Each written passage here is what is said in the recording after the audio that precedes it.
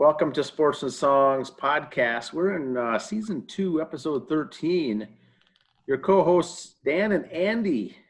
Andy, how are you doing tonight? Well, I'm better now. Quick little shout out. Had some issues here at the Shadow Studios this weekend. Finally gets above 0. That's when my pipes want to freeze. On the day it reaches the 20s. Yeah, I know. And then I freeze. Rooter Man came out, so our first plug, the official plumber of Sports and Songs. The official plumber. Keep that in mind for the listeners. Yes, Rooter Man. We'll put some up on the Facebook page later, so don't need pen and paper now to write this down. It's Rooter Man 763-755-6377. Official. Give Jason and Steve a call, and they'll take care of you. Official plumber of all of Western Carver County here, huh? Yes. All right, well, we've got lots of sports, music, concerts, minor league baseball, major league baseball. Should we start off with our trivia question? Trivia. Hit it. Trivia question. It's going to be baseball here, Twins related, because pitchers and catchers reported this week, and the very first practice workout took place yesterday. Here's the Twins question. How many? 3. Let's go with the answer to this. 3 players in Minnesota Twins history have ever hit a home run in the All-Star game. Can you name all 3? That's the question. In an All-Star game, there's 3 Twins that have only hit home runs ever in the All-Star games. And so we're thinking ahead Tim here. Lautner. Nope. Tim Lautner's not one of the answers. Butch Weiniger? I'll give a hint. Harmon Killebrew. No Weiniger. Harmon's one of them, the killer. All right. Killer's one. We got 2 more. We'll get to it right before we get into the musical segment of the show. All right. Let's start off with some sports. What do you got? Some high school, college, high school maybe? Rankings. This week, all from the Star Tribune. So here we go. Boys basketball 4A. Champlain Park, Wayzata Hopkins are your top 3 in there.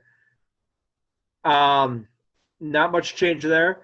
Class 3A is Minnehaha Academy, Totino Grace, and Columbia Heights. That's your 3A standings right there. 2A, Waseca, Minneapolis North, and Caledonia. Your top 3. And 1A for boys basketball, Monoman, Mankato Loyola, and Ashby. Okay. All right, so that's boys. Girls basketball. 4A, big shocker, Hopkins first, Farmington and Chaska. Chaska's always up there in the top 5 every year anyway. That's kind of a given. They got a good program out there. That's your girls. Minnetonka's in at 6, by the way. 3A, Becker, Academy of Holy Angels, and Hill Murray. And Waconia coming in at 6 for girls there. In 2A, New London Spicer, Albany, and Providence Academy are your tops there. And 1A is Minneota, Henning, and Sleepy Eye St. Mary's are there. And that's your girls. Foston coming in at 6, Mayor Lutheran at 7. That's 1A girls basketball. Boys hockey. 2A and 1A are your classes. 2A boys, Maple Grove, Eden Prairie, Lakeville South. Prior Lake at 9. I did not see Minnetonka in the top 10. I checked. They still do have a hockey program this year. I was a little concerned. They're just not in the top 10 this year.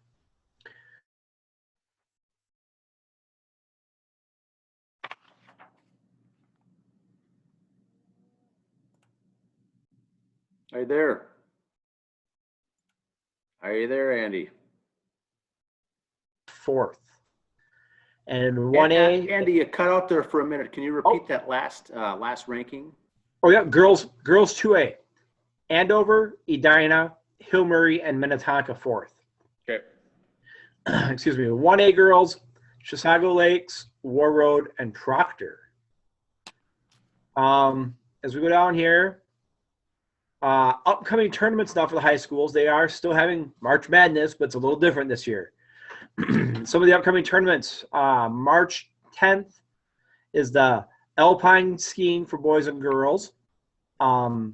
Right now, it's scheduled for Grants Ridge Golf and Ski Resort. March 12th, Nordic Ski boys and girls, again at Giants Ridge Golf and Ski Resort. Also, March 12th, dance for both jazz and high kick, right now tentatively to be held at Edina High School. And usually that's over at Target Center, but since they're not having big crowds, you don't need the big building, so they downsized. March 13th, 20th, and then 25th through 27th is the state wrestling tournaments, the regions, and all the steps through there. Still sites to be determined. Right now, it looks like the finals will probably be regional sites, tentative St. Michael, Albertville High School. Swimming and diving, March 18, 19, and 20. And that's going to be at the Aquatic Center at the U of M campus. And March 26 to 27, gymnastics for girls, Champlain Park High School. Kind of going far out here, but we're on a roll. It's got to think positive. High school tournaments, think positive. Girls hockey, between March 22nd through April 3rd are the sections and finals for all that. That's scheduled for the XL.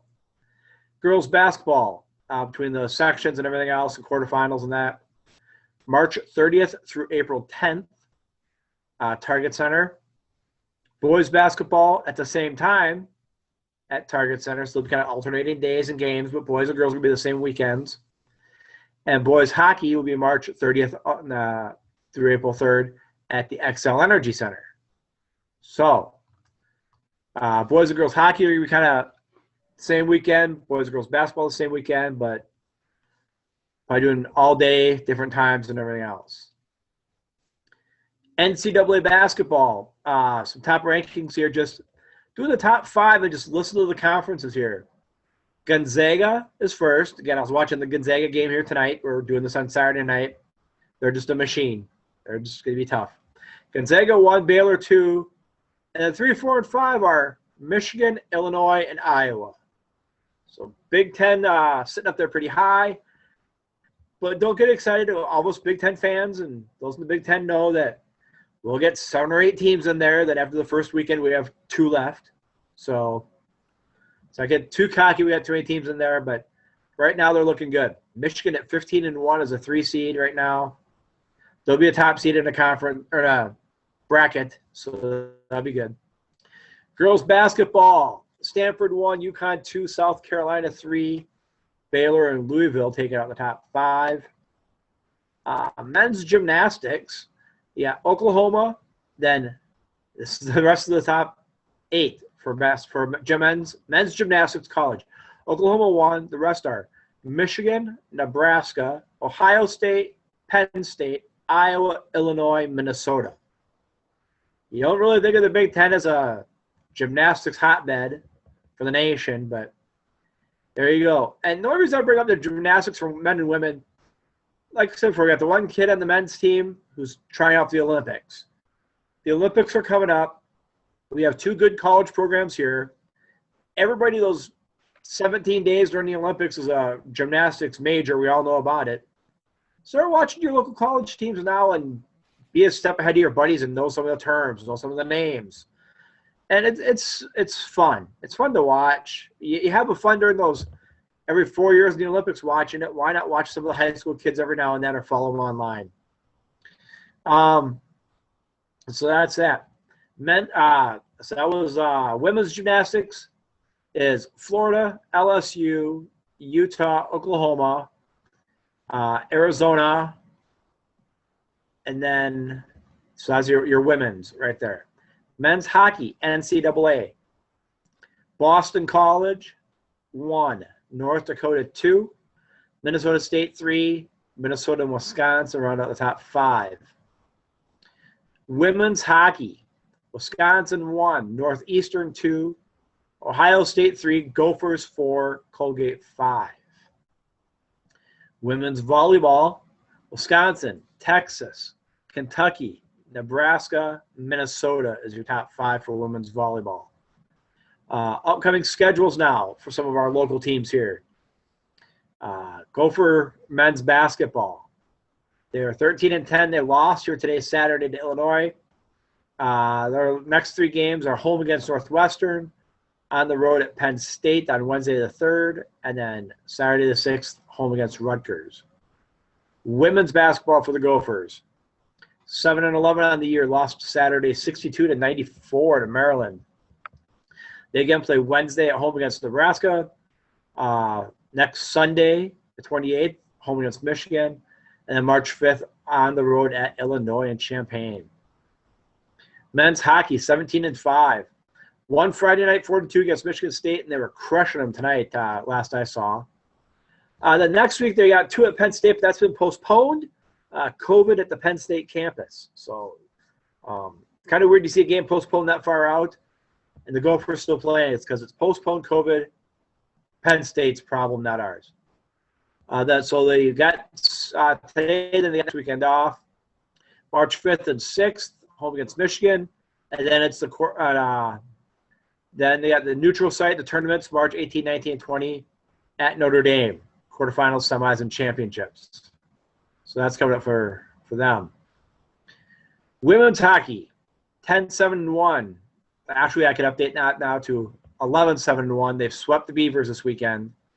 So good luck to the Lady Gophers in hockey going on in their season.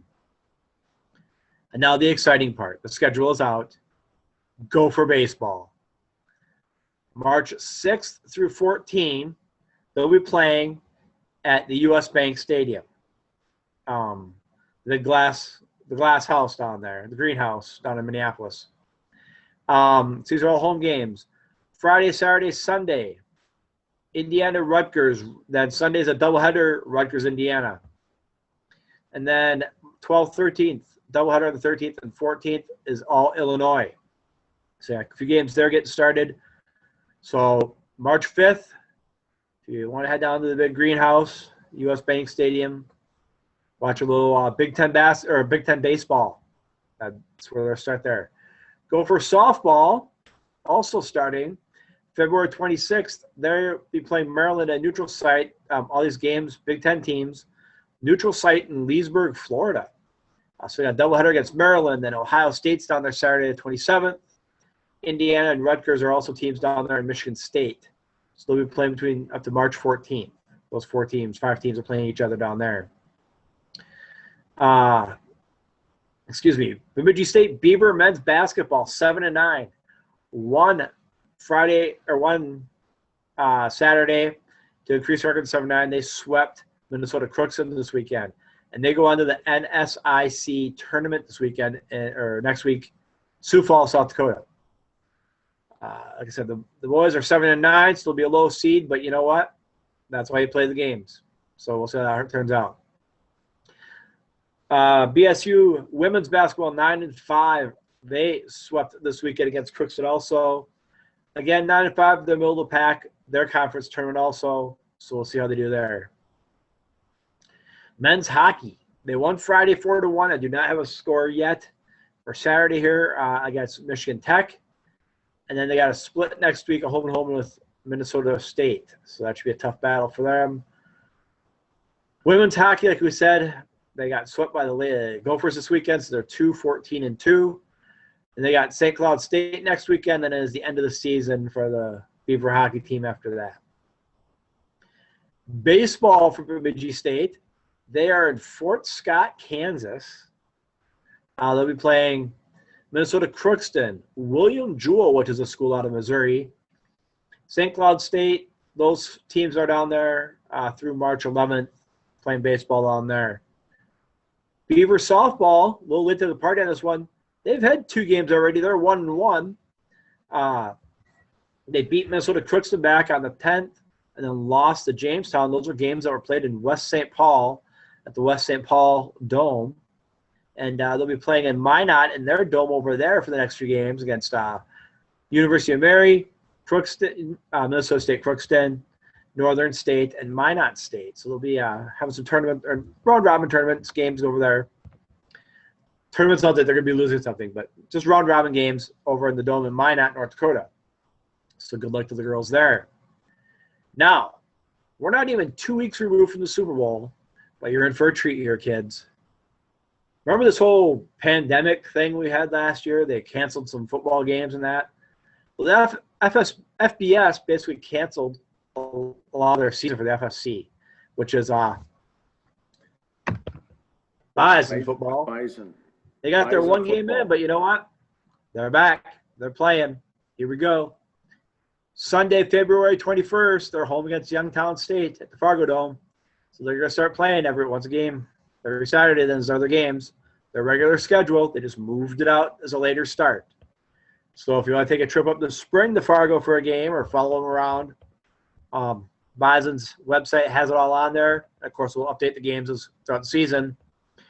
So if you're listening to the show coming up and you hear us talking college football, it's not an old episode. Just some of these conferences moved up to spring football. Speaking of college football, the Tommies, St. Thomas Tommies, they're getting ready for FCS Division I football. They're moving up there in a few years. So they've already got some games scheduled in 2023 and 24 and 25 and that against some of the FCS schools. Now, they are going to be in the same Missouri Valley Football Conference that the Bison are in. So in a few years, you'll see the Bison maybe coming down to play the Tommies, or the Tommies going up there. I know the Tommies and the Johnnies and the Timmies and the Kellys and the Kimmies, they all got a big following for those small colleges, which is great. But now the Tommies are a good team. They're going to be playing with some big boys, so we'll see how they hold up. I think they can hold their own. They're going to win any championships right away, but they're going to have competitive games. They're not going to get crushed. So keep following them. Getting on some other sports here. NASCAR had their little Daytona 500 last week. Michael McDowell won eventually late at night. Crashed on the last lap, and he just kind of zipped on through and won. Doesn't matter how many laps you win, as long as you win that last one. Get the big check. Chase Elliott was second. Austin Dillon third. Kevin Harvick fourth. Danny Hamlin fifth. The best part of that Daytona 500 was, not that the accidents are the best part. The best part was Joey Logano did not finish because he was in the accident. I can't stand Joey Logano. If he finishes dead last, I'm still sad because he started the race. I don't wish harm to him, but you know what? If Logano has engine failure and never finishes a race again, I'll be ecstatic. I'll still be a little sad, though, because he's already raced and won some. This week in Daytona, this weekend, is the road course, still at Daytona. Chase Elliott won the pole, so he'll be up there. The road course it's not just a regular circle going through that. It's kind of like what the Indy cars race on as a road course. So they've modified the Daytona track a little bit there. So it's a little different to watch. It's not just your basic left turn like everybody gives NASCAR a hard time for. It's a little different. It'll be kind of fun to watch if you're into something different. So give them a shot. 3 o'clock on Fox. It's a Chase Elliott, and he'll be in the front row. He got the pole, so good luck to him. Some baseball news. I know you saw on the Facebook page, Dan had posted the Saints schedule. Well, if you looked at it real closely, you notice that they play a 6-game series with all these teams.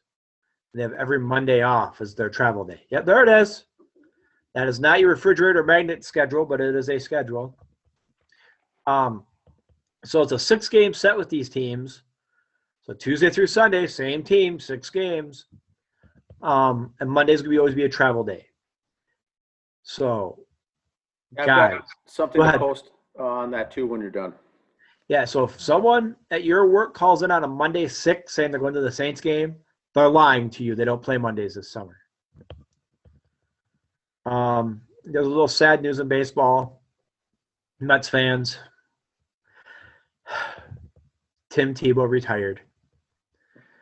It was a sad day. I cried.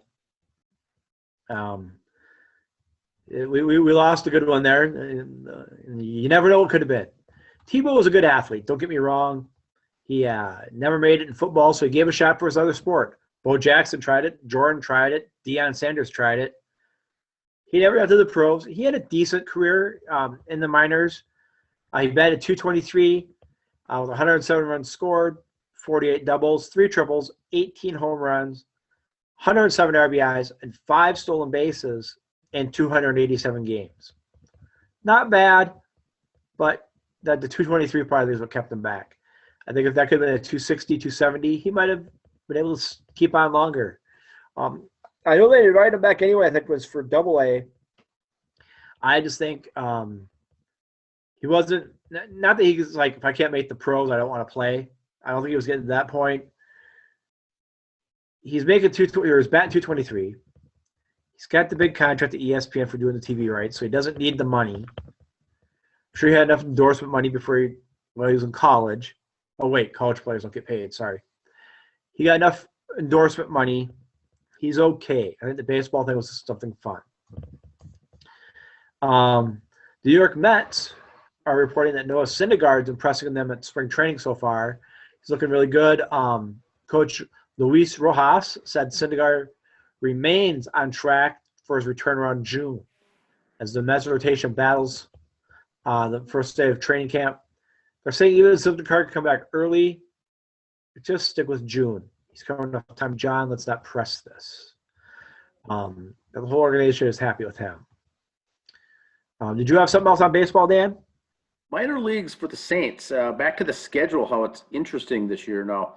Because it's AAA, it's more games than what the independent league used to play. Now we're in AAA, we're 140 games scheduled, and they're planning on starting on time, which is April 6th. Now I just saw something this week here recently that looks like they may get pushed out to May 1st before they start. So we might see some waffling around, but due to the COVID pandemic and the bubbling, they're basically going to play for the Saints situation. There's only 7 teams in their division. 7 teams. Every game will be a divisional game, essentially. There's no non-conference games. So they're really playing all 140 games against 6 opponents the whole season. The same 6 opponents. And so it's a 140-game schedule, no Mondays. And they bring someone into town for a 6-game set. Or the Saints go on the road for a 6-game set. Everything's a 6-game set, so you see the same team over and over and over. So really there's roughly 23 weeks of baseball against 6 different teams for the whole year, home and away. So 70 home games, 70 away games, 140-game season. Once again, they may get pushed back a little bit, but there's no Monday games. And every other day of the week they're playing. Every single week, there's exceptions with the holidays and whatnot, but really it's a Tuesday through Sunday series. It's a 6-game series. They're going to see the starting pitcher sometimes twice, or they will see him twice. Yep. The ace, that is. Yep. On some of these, so they're going to get to know them real well. That's going to eliminate the travel. They're going to move in, for the hotel for the road games, check in and then check out. That's it for the week, and then when they're home, they're here. So it really reduces the travel. Now, the nice thing with the new configuration with the Saints or the Twins minor league, they're in the AAA, same division as the Cleveland Indians, AAA, the Detroit Tigers, AAA, Kansas City Royals, AAA, and some fun ones. We get some National League action here for people looking to see some different players. Pittsburgh Pirates is in the same group. Cincinnati Reds and Chicago Cubs. That's all their AAA. So it should be a fun season with these players. Locally, Detroit Tigers, their group is the Toledo Mud Hens, and a local connection there, Logan Shore out of Shoreview, Logan Shore is scheduled to be playing AAA. So he'll be one of the guys to come and watch in a Toledo Mud Hen if he's a starting pitcher at that point. At Saints Stadium there, and so that could be a fun thing. Logan Shore was a Coon Rapids, actually, 2013 grad out of Coon Rapids, played for the Florida Gators, 2nd-round draft pick by the Oakland A's in 2016. Now at the Detroit Tigers, spent some time in Single A, Double A. Now he's going to be in AAA. Now with Logan Shore, it'll be fun to watch those games here with Detroit. He's also been invited as a non-roster invitee to spring training camp. So he'll be playing here starting on Sunday, I think, when the games start for minor league baseball. Major League Baseball, the spring training games take place. They kick off the 28th. But he's a notable guy here, to a local guy to watch. But it's all I've got for the Saints. Beautiful. Speaking of baseball, getting on Little history note that on my soapbox, kind of a combined issue here. February 19th, 1953, Boston Red Sox star Ted Williams crash lands his fighter plane after flying a combat mission during the Korean War. The heroic Williams survives the landing and returns to play 37 games for the Red Sox later that season. Now, here's where I'm going to get my soapbox on this a little bit. There's other athletes that have served and come back and played. Pat Tillman, Bob Feller. You don't see these modern day athletes doing this. Because we don't have a draft anymore.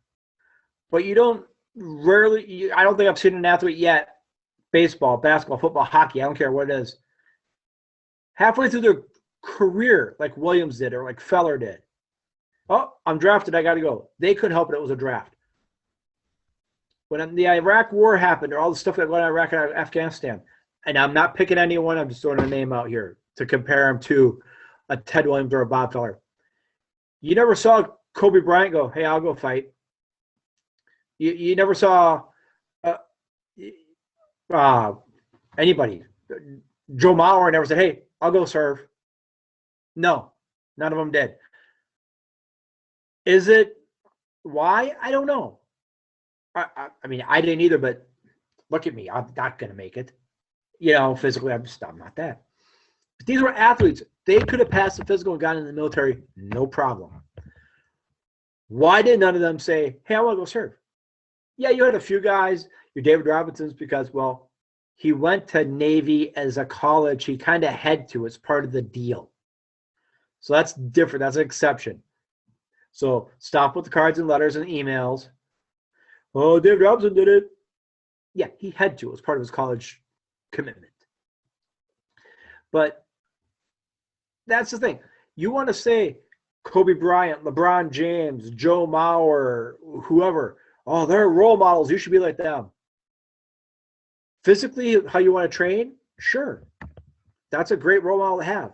But as a person, no. I'd rather tell my kid to be someone like a Ted Williams, a Bob Feller, who at the peak of their career, to a point, almost threw it all the way to fight for their country. Then came back and picked up from where they left off. You look at Bob Feller's records, he led the league in strikeouts with exception of like a little 3-year gap in there. Why? Because he was at war. Okay? Not because he had a hangnail for a few days and couldn't pitch. Or because some people had real bad cold, so he didn't want to play in the bubble season. No, not because of that. Because he went to fight for our country. You don't see athletes doing that anymore. I'm not saying they're bad people or good people. I'm just saying you want to have someone to look up to them as an athlete. Hey, that's how you should train. That, yes, son or daughter, that's a great athlete. You should train like them because look how they got. But then look at these people, look at their personalities. I don't want my kid being like LeBron James, personality-wise. I don't want my kid being like Kobe Bryant, personality-wise. I don't want my kid being like Tom Brady, personality-wise. Athletically, sure. Buy Tom Brady's workout video. Buy his cookbook. Do that. Knock yourself out. Personally, don't listen to a word the man says. And imagine the numbers these guys could have put up when they did take 2 to 3 years off in their prime. Yep. For their career numbers that are almost an asterisk next to them or diluted, but they're still not when you hear the names Ted Williams and Bob Feller. Those are huge numbers. But imagine how next level they could have taken their stats by not. And that's part of the deal that you give up by taking away 2 or 3 seasons. And like you said, Feller came back right at that same level. Didn't take a couple of years to get back into shape. I mean, Ted Williams came back, crashed his plane, finished the baseball season. Yeah, it's a different time. All right, I got some concert information here for us. Now, one of our bands we follow here, Legacy of the Loud, some of their concert dates coming up here. February 27th, they'll be at the Minnesota Music Cafe, 6:30 p.m. with special guest Gel. You can go to minnesotamusiccafe.com. They're in St. Paul for ticket information there.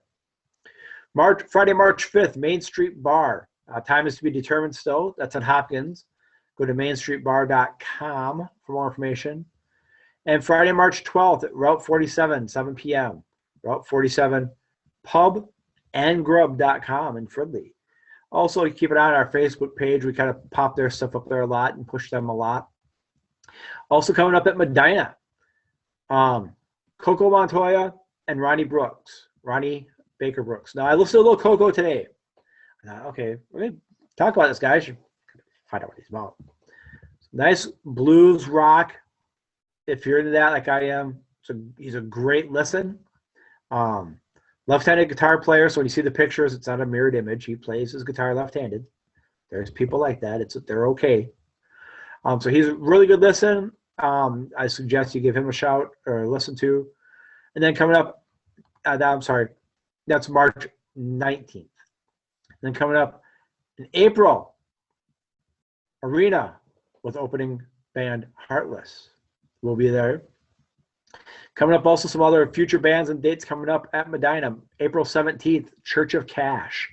They will be there, a Johnny Cash tribute band. Saturday, April 24th, Shaylo Lee Band with special guest Anderson Daniels. That's a new date. That's a makeup date from the past.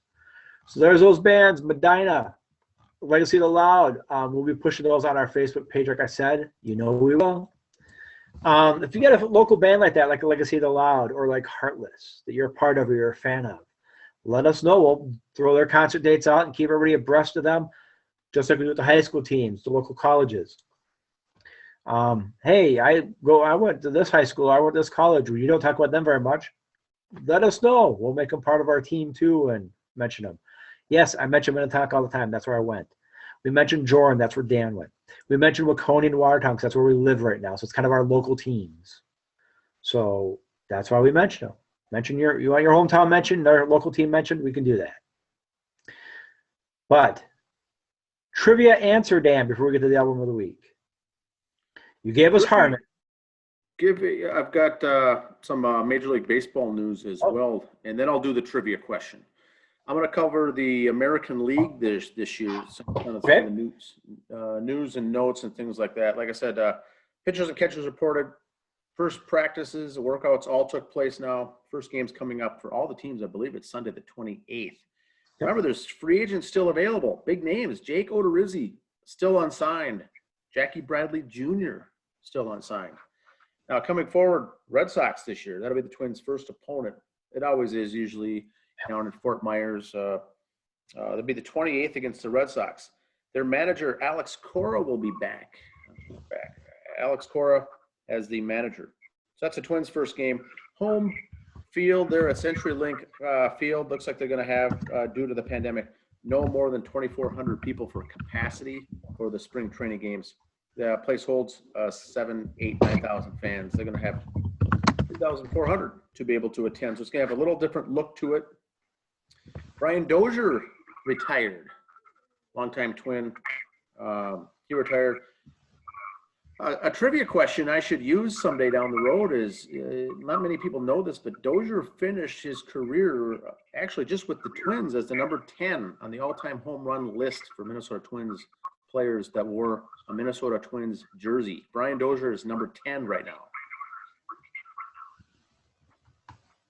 Did not know that. He's 167 home runs in a Twins uniform, places him at number 10 all time. That'd be a good trivia question, as people don't typically think of that. Twins made a signing of a starting pitcher this week, Matt Shoemaker, possibly to be in that number 5 hole as a starter at the back end. Will compete with, I think, Randy Dobnak for that number 5 position. People may not know who he is or what, if he's a big name or not. I think he came from, was he the Blue Jays? Yep. Back in 2014, his rookie season with the Angels, he did finish number 2 on the Rookie of the Year voting in the American League. So back in the day, high caliber guy. Look for him to just be, it looks like a 1-year deal here. So the Twins should be pretty good for their top 4 starters. They've got a couple guys vying for the 5th position, but their starters should be set now. They're not going to need Odorizzi now, and they got good bullpen relief, closer, middle relief setup guys. It should be fun to watch that lineup. The catcher this year, I'll be interested to see in spring training. how your catcher does. A guy by the name of Aaron Sabato. Aaron Sabato, another one to watch here. Just a young graduate from North Carolina, Tar Heel. Catcher for the Tar Heels will be a non-roster invitee for the Twins. It should be interesting to watch him. Now, the last thing I got before the trivia answer, college basketball, UConn. I posted again today. The UConn women's Huskies won again over Xavier. Paige Becker's 11 points today. She's up there. And for those not following, the freshman phenom now leads the team in 6 categories. True freshman leads the team in get this, 6 categories. Number 1, minutes, 3-point percentage accuracy. I think she's leading the nation in that category. Free throw percentage leads the team. Points, leading scorer as a true freshman.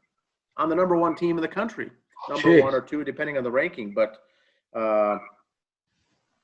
be unreal. Also leads the team in assists and steals. Also, if you get a chance, I posted a link to the article. There's a feature article about her this week in the New York Times in the sports section about her. So another good one to watch, former Hopkins star, finishing up. They have 4 games left for UConn this year before the Big East tournament kicks off in March Madness. That's all I've got for sports. Now, a trivia question, beginning of the set. Baseball, for people in a Twins jersey, you might now know the answer to the question. 3 people have hit home runs for all-star games for the Twins. Number 1, Harmon Killebrew has done it.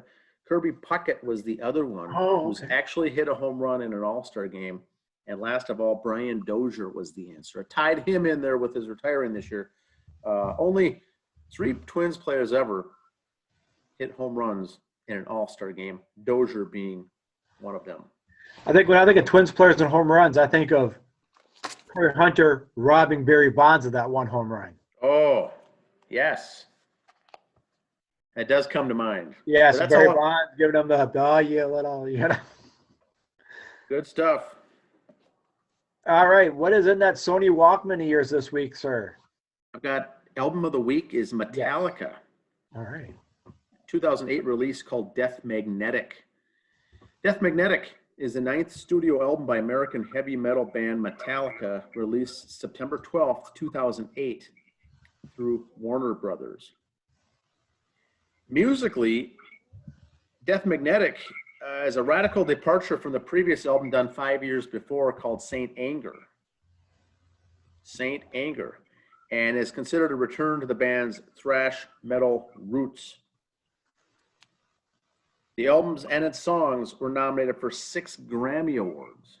6 Grammy Awards, and won 3.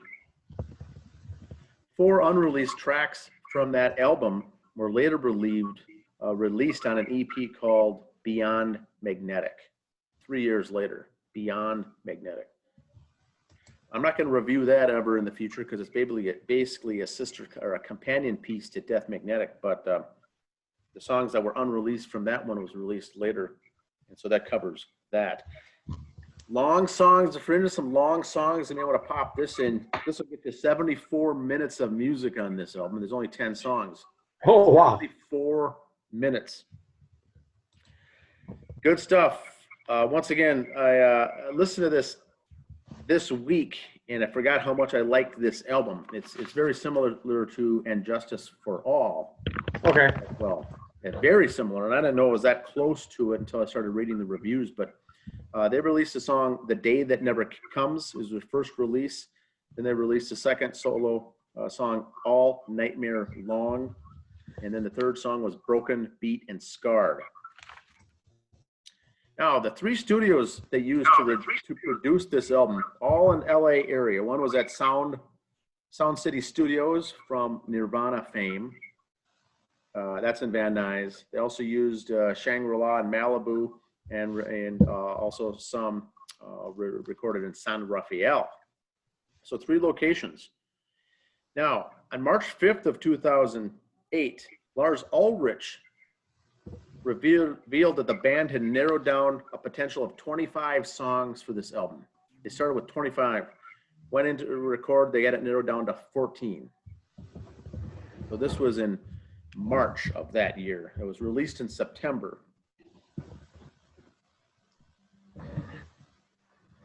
Lars Ulrich also in May made it sound that he announced that in May they recorded 11 of the songs for Death Magnetic, although they only wanted to narrow it down to 10 for the album due to time constraints of the physical medium. Physical medium meaning CDs can only hold so many minutes of music. Right. They had to trim it down because these long songs only down to 10. The 11th song that didn't make the record was called Shine, S-H-I-N-E, called Shine. Later, they renamed that song Just a Bullet Away. And that was a song that James Hetfield said was based around a Lane Staley type rock and roll martyr magnetized by his death. So that song called Shine, renamed it Just a Bullet Away, was basically a Lane Staley type of an Alice in Chains song that talked about death. Once again, a number of unreleased songs from Death Magnetic, including the above-mentioned Shine. Also, they say that the songs Hallenbach, Hate Train, and Rebel of Babylon were also on that next EP that was released called Beyond Magnetic. Rebel of Babylon, some have mentioned that's also about Lane Staley, perhaps.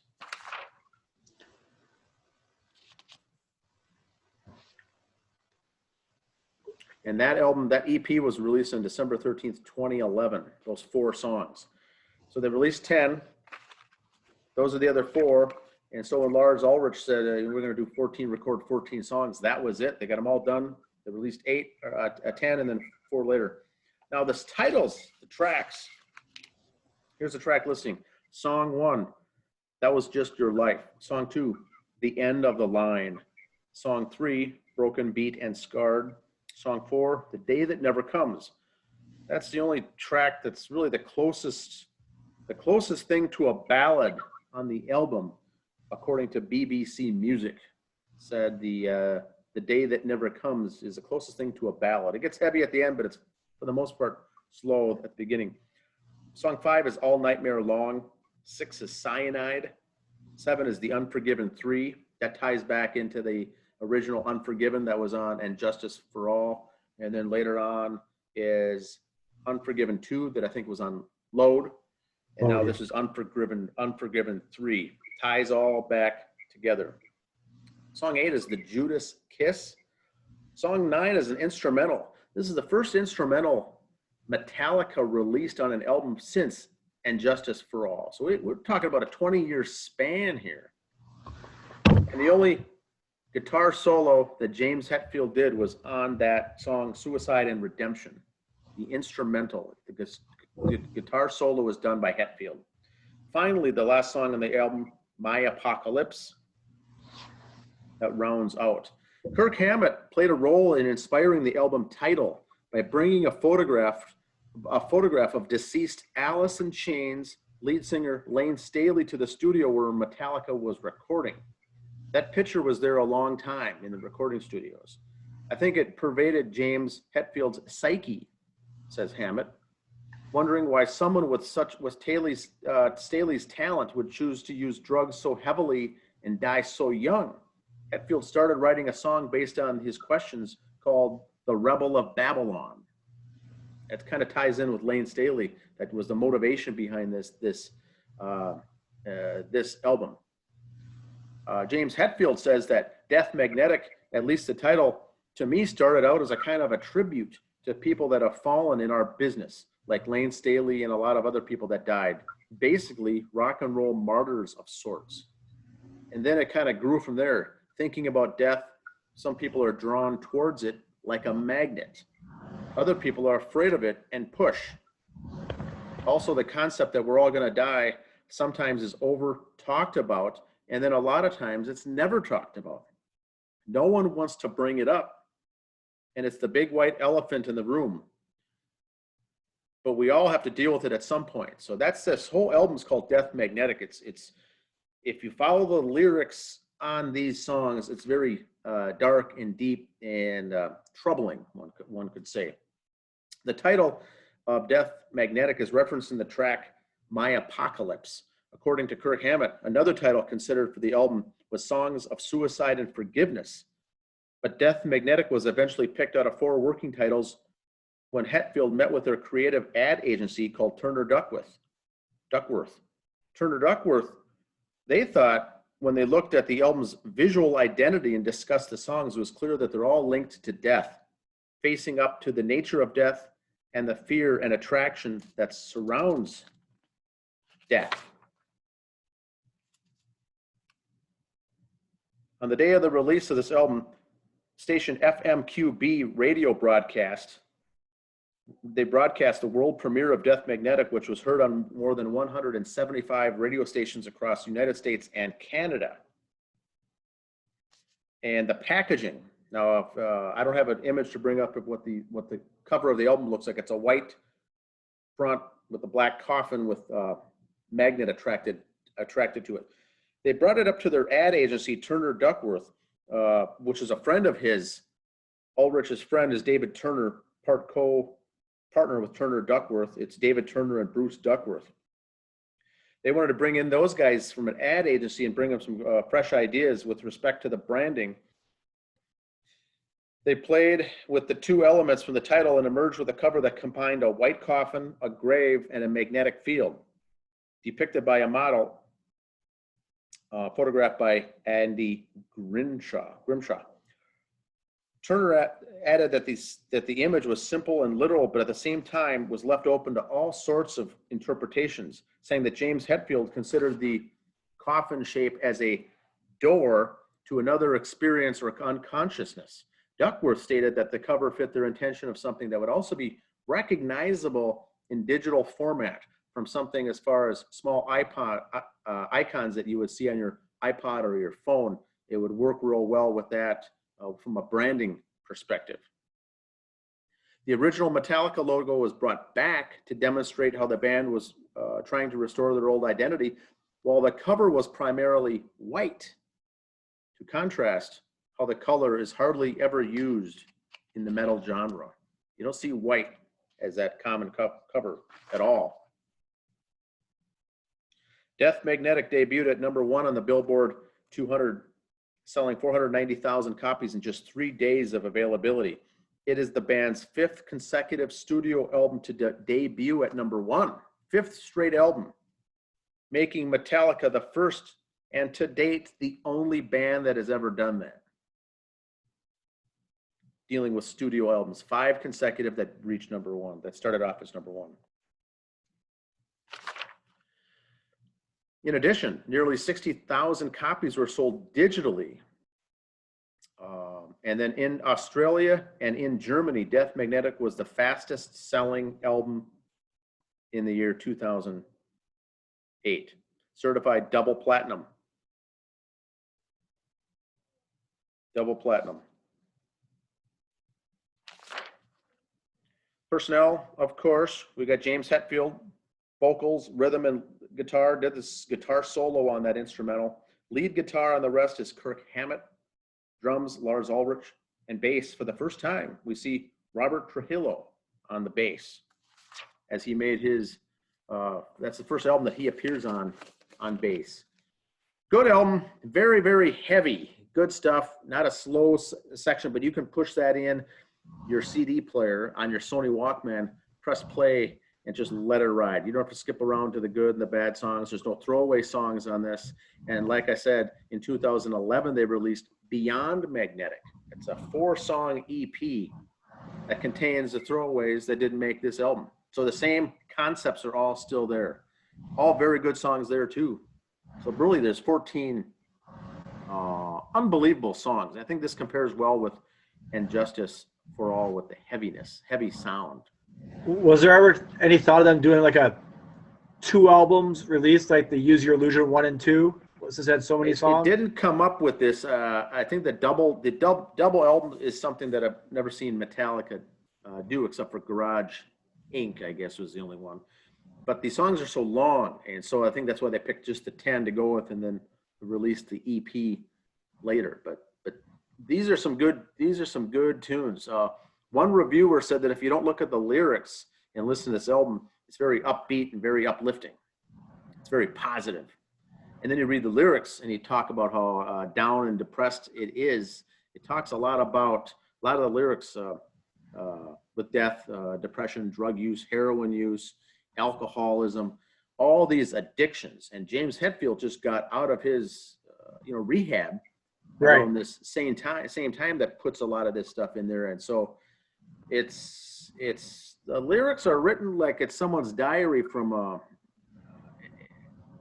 going into rehab. The stuff that they're writing down while going through that ties into this stuff. It's very somber experience, but the music very good. That's all I've got for the album of the week. All right, like we said in the sports stuff with high school, coming up in a few weeks, tournaments start. All things being as they are now, they should start. Don't know how they're going to do the, like I said, sites were tentative. They had some locations named. Things may change. So if you want to follow your high school team in those tournaments, just keep an eye on their sites, those school sites. Our Facebook page will be updating that as times go on. Minnesota State High School League's website. Sorry, not the greatest in the world, but they might have information or posts on there every now and then. But if not, if you ever have a question on it, drop us a note here on our Facebook page or an email or any social media, and we will get an answer for you. Toot sweet. Also, we cover a lot of Minnesota State amateur baseball on this program.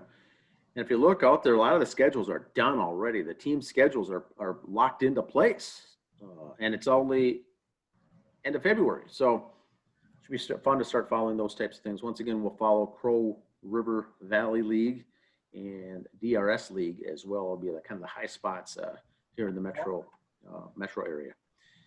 But that's it. Today is February 20th. Leave your comments in the description area here. Any questions also? But thanks for listening. All right, we'll see you next week. See ya.